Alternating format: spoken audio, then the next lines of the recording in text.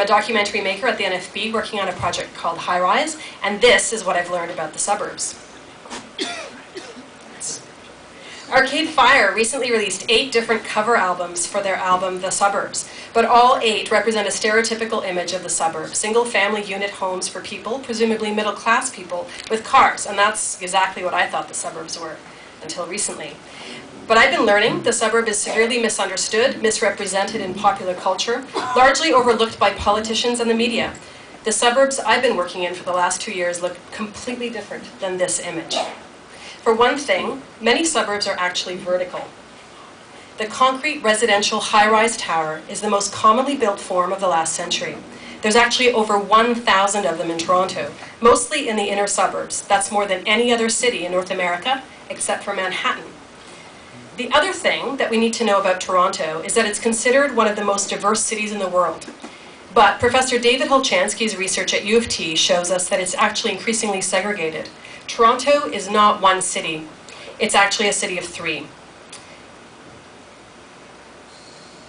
Here, City 1, lightly shaded in the center, is 84% white, average income $173,000 a year. City 3, the darkly shaded areas, 34% white, average income $59,000. The city's diversity and poverty is drifting to the suburbs. So for the last 2 years, I've been spending a lot of time learning about vertical suburbs around the world. I've met some incredible people who've completely changed my understanding of where urban culture, globalization, and politics play themselves out. It's in the suburbs. Here in Toronto, our team has been working with a group of high-rise residents on North Kipling Avenue in Rexdale. I don't know if you've been out there. It's one of the densest areas in Canada with a string of 19 high-rises in a row, up and down from Finch to Steele. And using photography and photoblogging, the residents, 6 of them, have been documenting their lives. This is Pritvanti. She's lived in this building for 4 years with her mother and brother. They pay $1,000 per month, every month, for the 3-bedroom apartment. The image you're about to see is Priti's photo, accompanied by an excerpt from her story. She says, "Going to the ravine behind our building really reminds me of Kashmir, the heaven of India. When I feel lonely or depressed, going to the park gives me a lot of energy. It helps me get away from the materialistic world and takes me to that spiritual place, divinity, you can say."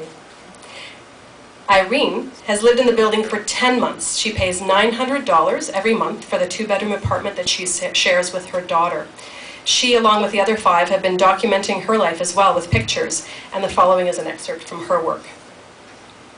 Back home, there's a lot of green. You just journey and walk through your land. You can sit under an orange tree, pick fruits, just enjoy it. I don't have that here. I'm in an apartment, just looking around, and when you look at the swimming pool, it's cemented over. We presented the residents' work live at City Hall in Toronto with the mayor in front of 300 people. Urban planners, politicians, bureaucrats, academics from the universities. It was an effort to amplify the residents' voices in the planning process in the inner suburbs.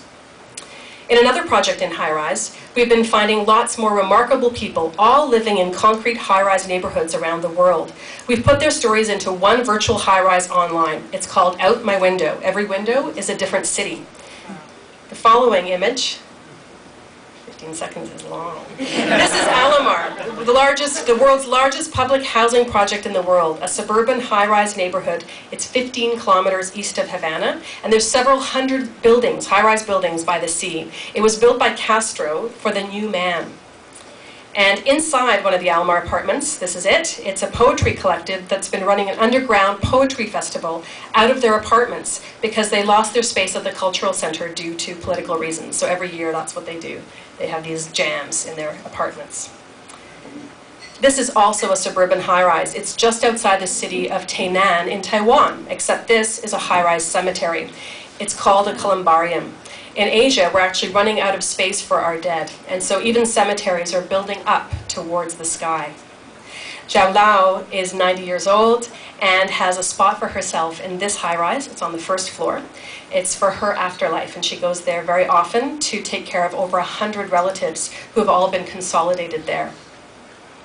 So Out My Window has over 90 minutes of material. We use 360-degree video technology to tell the story from inside of some of the world's most incredible high-rise suburbs. We'll be releasing Out My Window this fall. The suburbs, it's just really not what I thought at all when I started this project. There are places overflowing with humanity that's often invisible to the drive-by eye. So instead of heading downtown for your next adventure, at home or if you're far away, abroad, consider heading out to the suburbs, because they might not be what you think either. Thank you.